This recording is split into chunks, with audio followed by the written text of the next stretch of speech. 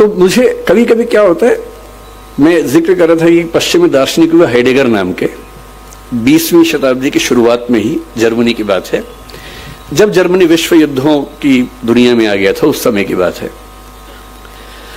उन्होंने एक बड़ी गहरी बात कही।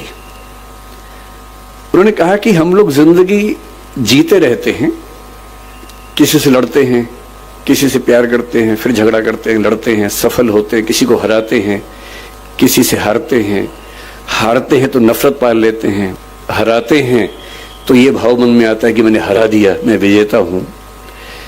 इसी सब तिकड़म भरे अनुभवों को हम मिला के एक शब्द बोलते हैं जिंदगी, लाइफ।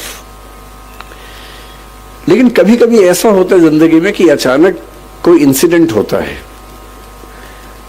वो इंसिडेंट क्या होता है, जैसे मान लीजिए कि मैं और मेरा दोस्त सड़क पे जा रहे हैं, अचानक एक ट्रक की कार ब्रेक फेल हुई, उसे टक्कर मारी और मेरे साथ जो मेरा दोस्त था उसकी मौत हो गई और मैं बच गया।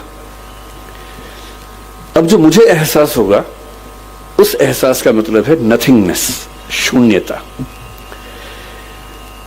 उस मोमेंट पे, उस क्षण में ये लगता है कि क्या है जिंदगी में ऐसा, और मैं जो इकट्ठा करने में लगा हूं, मैं जो ताकत के पीछे भाग रहा हूं, मैं जिस 8 साल बाद की प्रमोशन के लिए अभी से रात दिन जुटा हुआ हूं, ये सब तो 1 सेकंड का खत्म होने वाला खेल है।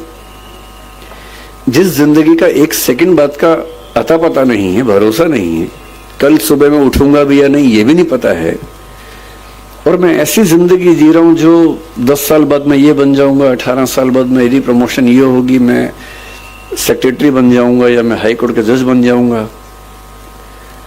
इस अनुभव में जो लोग थोड़े ज्यादा सेंसिटिव हैं, संवेदनशील हैं, वो इस अनुभव को झेल नहीं पाते,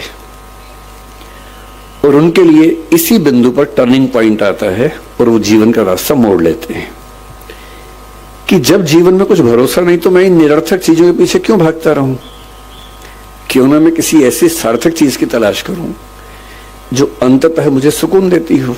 और हम जीवन क्यों जीते हैं? मैं दर्शन विषय का विद्यार्थी हूं, पढ़ाता भी हूं। भारत के, दुनिया के सब दार्शनिकों को पढ़ने पढ़ाने की प्रक्रिया में मैंने पाया कि अंततः सभी के मन में एक ही बात है, अलग अलग शब्दों से कहते हैं, और वो ये है कि जीवन का अंत इसी बात पे है कि मुझे सुकून मिले, मुझे आनंद मिले, मुझे सुख मिले।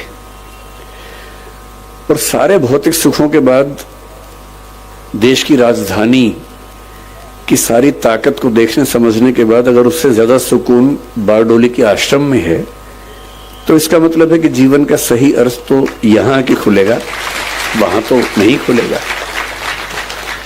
तो मैं बहुत कृतज्ञ हूं सिंघवी साहब का, डॉक्टर साहब का, कहाँ गए डॉक्टर साहब? हाँ, डॉक्टर साहब आपका बहुत कृतज्ञ हूं कि आपने, अब मैं आपसे कोई काम नहीं बोलूंगा कि मुझे इलाज करवा दीजिए, वो मैं कभी नहीं बोलूंगा, वो तो मेरा शुरुआती लालच था जो मैंने आपको बताया भी नहीं अब तक, और मन में था। और मुझे लगता है कि सच बोल देने से मुक्ति रहती है, झूठ बोलने में बड़ी दिक्कतें हैं, सच बोल देने से आदमी मुक्त रहता है। तो मेरा शुरुआती आपसे जो संवाद था वो लालच की बदौलत था, अब तो हम अच्छे दोस्त हो गए। तो मैं कृतज्ञ हूं कि आपने मुझे यहां बुलाया और इतने सुंदर संसार के बीच में आने का मौका दिया। मैंने जब स्कूल को देखा, मुझे लगा कि टैगोर, महात्मा गांधी और पटेल जैसे एक हो गए हूं।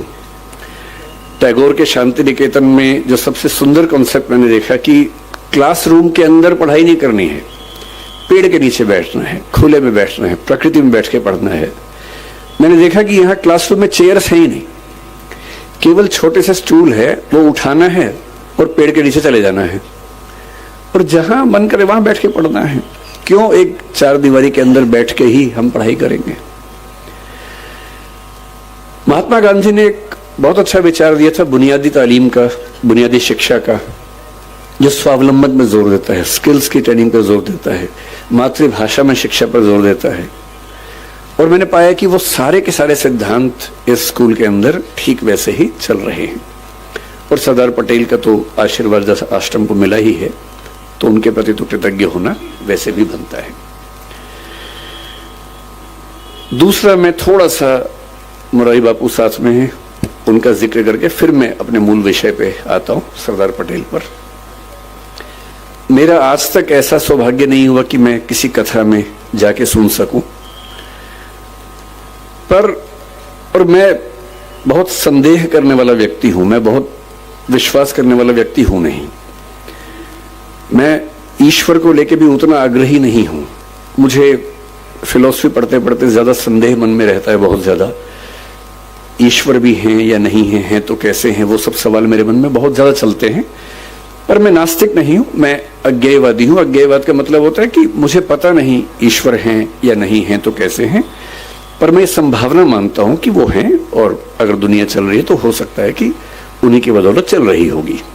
इस संभावना को मानता हूं। मैं ये भी महसूस करता रहा हूं कि जो संत का एक सुंदर अर्थ होता है, मैं संत कबीर का बहुत सम्मान करता हूं। मैंने कबीरदास को अच्छे से पढ़ने का प्रयास किया है और बहुत प्रेरित होता हूं उनसे, उनकी बातों से सीखता हूं। संत रैदास को मैंने अच्छे से पढ़ने का प्रयास किया, कई बार किया। तो मैं अक्सर सोचता हूं कि संत का मतलब क्या होता है। तो एक बार एक किताब में मुझे बड़ी सुंदर बात मिली। एक उम्र तक मेरा थोड़ा सा लेफ्टिस्ट आइडियोलॉजी की तरफ काफी झुका हुआ था, तो मुझे धर्म, संत, इन सब से लगभग अरुचि सी थी। नफरत तो नहीं कहूंगा, पर अरुचि जैसा भाव रहता था। मेरे पेरेंट्स भी परेशान थे क्योंकि मैं कुछ अतिवाद के रास्ते पर उस समय चलता था। मुझे लगता था कि संत वो लोग हैं जो दुनिया के संघर्षों को छोड़ के भाग गए हैं। अरे भाई, मैं बुद्ध को पढ़ता था, महावीर, वर्धमान महावीर को पढ़ता था। मुझे लगता था कि क्यों ऐसा करते हो भाई, सब लोग स्ट्रगल कर रहे हैं, रोजी रोटी का संकट सबके सामने है, सबके बच्चे हैं, उनकी शादी होगी नहीं होगी, करियर होगा नहीं होगा, इतना इतना स्ट्रगल है। उस स्ट्रगल से हम तटस्थ हो जाएं, ये मुक्ति कैसे हो सकती है। फिर एक बार मेरे हाथ में किताब लग गई, क्योंकि मुझे किताब पढ़ने का शौक है और मेरे सबसे अच्छे दोस्त अगर कोई हैं तो किताबें ही हैं। और एक किताब इसी विषय पर मैंने पढ़ी कि संत होने का मतलब क्या होता है। तो उसमें बड़ी सुंदर एक व्याख्या थी कि संत वो नहीं है जो दुनिया की मुख्य धारा से भाग गया है।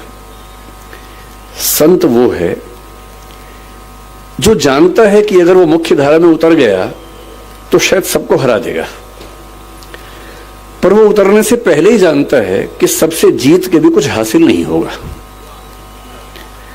और इसी बात को कुछ और लोगों ने दूसरी भाषा में कहा, The most interesting thing about the rat race is that even if you win, you are still a rat. चूहों की दौड़ की सबसे रोचक बात यह है कि अगर आप जीत भी जाएं तो भी चूहे ही रहते हैं। और जिससे समझ लिया कि चूहा होना ही नहीं है, तो चूहों की दौड़ में दौड़कर किसको जीत के दिखाना है। अगर मैं जीत के दिखा भी दूं, अगर मैं जीत के दिखा दूं, किसको दिखाना है। क्या कोई इतना महत्वपूर्ण है कि उसको दिखाने के लिए मैं अपने 10 साल खराब कर दूं या 20 साल खराब कर दूं? क्यों दिखाऊं? और अंततः तो साक्षी भाव से खुद को ही देखना है। और यदि मैं अपनी चेतना के सही रास्ते पे नहीं हूं तो दुनिया की नजर में कितने भी सही रास्ते पे हूं, वो सही रास्ता कैसे हो सकता है। मेरा सही रास्ता तो मेरी चेतना, मेरी अंतरात्मा तय करेगी। और यदि मेरी अंतरात्मा इस बिंदु पर सुकून महसूस करती है कि मुझे उस चूहों की दौड़ में शामिल होना ही नहीं है, तो नहीं होना है। और मैं कल से, मुझे डॉक्टर सिंघवी साहब ने कई जिक्र किए बापू के, कि कैसे उनकी कथा में लोग, और गुजरात के लोग कितने दानी हैं वो भी पता लगा। सूरत के बारे में विशेष रूप से पता लगा कि 50 करोड़ 100 करोड़ का दान हुआ, एक अस्पताल बन गया। फिर कथा हुई, फिर 125 करोड़ का दान हो गया, इससे एक और अस्पताल बन गया। इतना कंट्रीब्यूशन तो बड़े बड़े मंत्री, नेता और आईएएस नहीं कर पाते। तो उससे लाख गुना अच्छा है कि हम संत बन के ही अपना काम करें और समाज के लिए जो कर सकते हैं वही करें। तो मैं बापू बहुत कृतज्ञ हूं कि मैं तो इस लालच में था कि मैं ज्यादा सुनूंगा, पर मुझे बताया गया कि मुझे सुनाना ज्यादा है, सुनना कम है। ये वैसे ज्यादती है, बहुत बहुत ज्यादती है आपकी कि मुझे ज्यादा समय दिया आपने और बापू कम बोल रहे हैं। इसका उल्टा होना चाहिए था, पर ठीक है, आपने अपना कुछ मुझे सोची होगी इसके पीछे।